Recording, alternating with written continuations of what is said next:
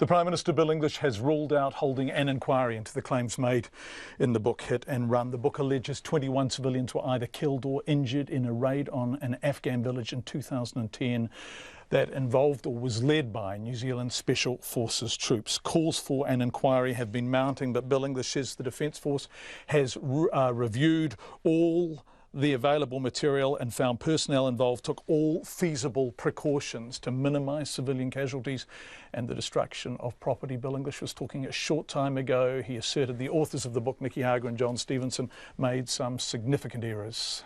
There have been calls for an inquiry to reconcile differences between the accounts given by the authors and the facts provided by Lieutenant General Keating.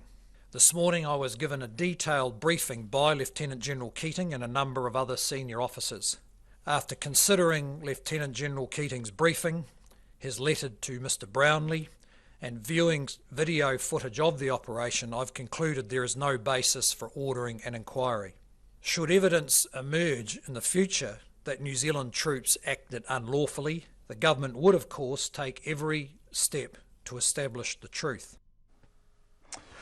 Bill English speaking a short time ago. He says New Zealand's SAS has a good reputation internationally and for good reason.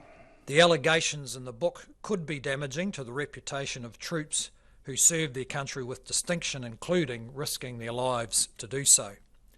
I'm informed the allegations have also caused distress to the families who have had to endure the uncertainty of knowing their men were serving in dangerous circumstances overseas, but now being accused publicly of acting dishonourably.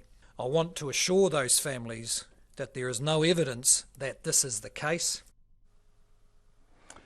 Bill English talking a very short time ago, and 1 minute ago exactly a statement came in from Nicky Hager, Hit and Run co-author of course with John Stevenson. He says he is deeply disappointed by Bill English's decision not to have an inquiry. In part the statement reads, when the book came out, John Stevenson and I emphasised that Bill English had no responsibility for the deeds done in 2010 and so was in a good position to offer aid to the Afghan villages and launch a proper inquiry, but he has joined the people trying to hide and dodge over what happened.